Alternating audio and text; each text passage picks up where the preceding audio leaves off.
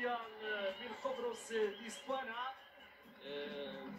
دينوس على مستوى الحارس خديجه رميشي، بقيه الاسماء على مستوى الدفاع. كرة كأس العالم التي قلت ستنطلق بعد ايام قليله في امل ان تكون العناصر الوطنيه جاهزه لهذا الموعد. تنطلق المباراه لتنطلق مع التطلعات الامنيه والانتظارات في اجواء كل يعتبر اكبر رئيس فريق المغرب منذ سنه 1997. يعني ذاك بدايه كمهاجم قبل ان تتحول لحراسه المرمى رفقه النادي البلدي العيون، ثم بعد ذلك صوب الزعيم الجيش الملكي. فراد جميل من طرف خديجه تنطلق روسيلا وعلى الكرات وعلى الحاجه الاخضر الاولى هنا لاحظوا هدف محقق استماتة من طرف المدينه حلال الجرحات، ثم بعد ذلك على طريقه الحراس الكبار تظهر لهم خديجه رميشي اللي تقدم ركعه اعتمادها وتوقف الخطوط. شوري عبر ركله ركنيه ايطاليه، فرصه من جد حذاري واستلام خديجه. 0 للمنتخب الوطني، لكن الفرص والتسديدات المغربيه كانت جيده. حذاري خديجه.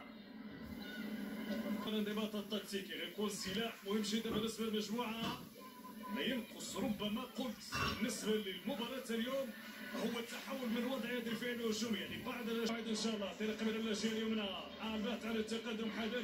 حذاري والاستماتة المغربيه تظهر من جديد. يجب بعد ياسمين الشام تعود المغربيه من الجهه اليمنى، كره في الاتجاه الاماميه يرجع من طرف لعبه المنتخب الايطالي إلينا ليناري عميده الفول. الكره من جانب نصر المنتخب الوطني من جانب المنتخب الايطالي. كره ايطاليه من جديد، حذاري لكن متابعه من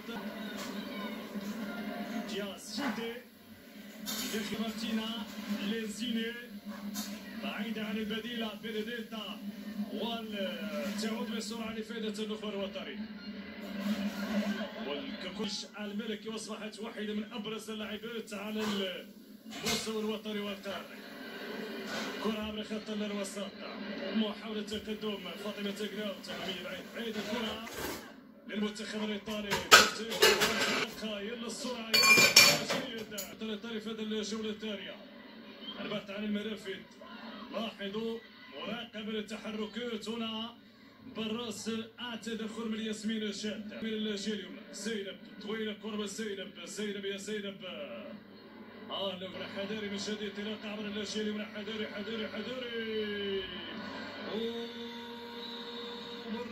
مرت بسلام، لكن التسلل اوفسايد. ضمن الوسط عبر الجهه اليسرى، بحث عن العرضيه. حذاري خروج الحارسه، تدخل خديجه رميشي هنا من وسط الميدان. يلا الكونتر اتاك، روسيلا يلا بالتوتنهام. يلا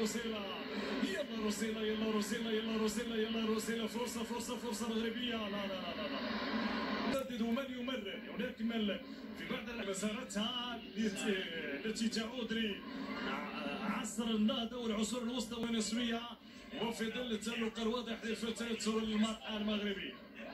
نعود الى شغل الجديد على 7 دقائق. يلا يجب ان نستميت، يجب ان نواصل المنتخب الايطالي. حضور موفق من نسرين الشاد وياسمين مرابط في دير الادوار المقدمه على مستوى محور دفاع المنتخب الوطني المغربي من وسط وضعيه تسر ما شاء الله من طرف نسرين الشاد. عامل الوسط البدنيه بنسبة 100%. مشات تطويل الكرة أمامية، فرصة مغربية، لكن حذاري خديجة رميشي قد يهدم بخطأ في آخر اللحظات، لكن خديجة رميشي تتمكن من تدارك الموقف. تدخل الأول ثم بعد ذلك في مناسبتين تتمكن من استعادة الكرة أمام الإيطالية. تعود بناء سنة 2017 بالضبط يوم 10 أكتوبر. مباراة المنتخب الوطني أقل من 21 سنة على الكرات الثابتة تنفذ.